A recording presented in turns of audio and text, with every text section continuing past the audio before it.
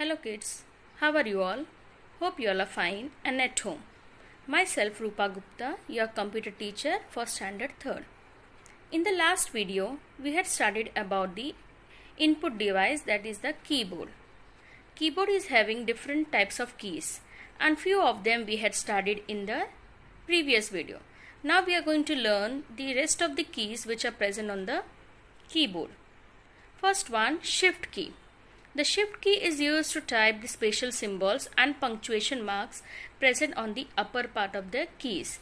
As you know, few of the keys are having two symbols or two options on the keys, like your number keys which is present above the alphabet key. It is having the numbers also and symbols also. If you want to type that symbols, you have to hold the shift key and type whichever symbol you want. Example, you have to hold down the shift key and press the number key 1. So in place of number key 1, you will see the exclamation mark. As on number key you have the exclamation mark.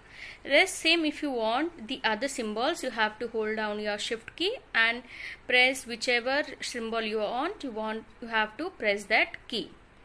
Same, if you want to type the letters in capital, you can type the letters in capital by holding down the shift key. It is also used to type alphabets in capital letters. When the caps lock key is turned off, you can type the letters in capital if only the caps lock key is turned off by using the shift key. How you will use it? You have to press the shift key and whichever letter you want, you can press that alphabet key and you will get the capital letter. Example, if you want the letter A in capital while your caps lock key is off, so what you will do, you have to press the shift key and you don't have to lift your hand up. Press the shift key and whichever letter now you want A, so press the letter A. So you'll get the capital A. So there are two shift keys present on the keyboard. One is below the caps lock key and another is below the enter key. So there are two shift keys. Next one, the tab key. The tab key allows the cursor to move several spaces forward at once. You know that spacebar key is used to leave space, but with the spacebar key you can leave one space, and if you want to leave more than one space, you can use the tab key, and when you press the tab key, it moves the cursor 5 spaces forward. And you can see in the screen, tab key is present above the caps lock key and there is only one tab key. Next one, function keys. Function keys are used to perform specific tasks. They are present on the topmost row of the keyboard. On the top row, the first row is of the function keys and it is about the number keys. Function keys are from F1, F2, F3 till F12.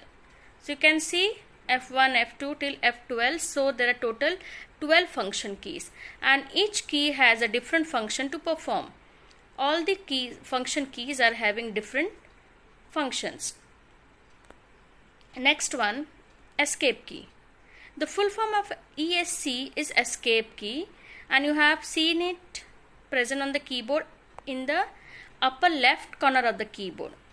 The first key next to your function key, the first one is the escape key, ESC key. It is pronounced as escape key. This key allows you to cancel an operation. While you are doing anything on the computer, some pop-up window comes, or while you are playing games, any options come, you can cancel it by using the escape key. Next one, we are going to learn about the cursor control keys. There are many cursor control keys. It helps you to move your cursor wherever you want using these keys. So first one is the arrow keys. These arrow keys are used to move the cursor on the screen. You can move the cursor up, down, left and right. As you can see, there are 4 arrow keys. The top one is the up arrow key. It will move your cursor up.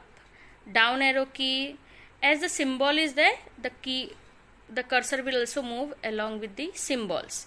Like up arrow key will go up, the cursor will move up.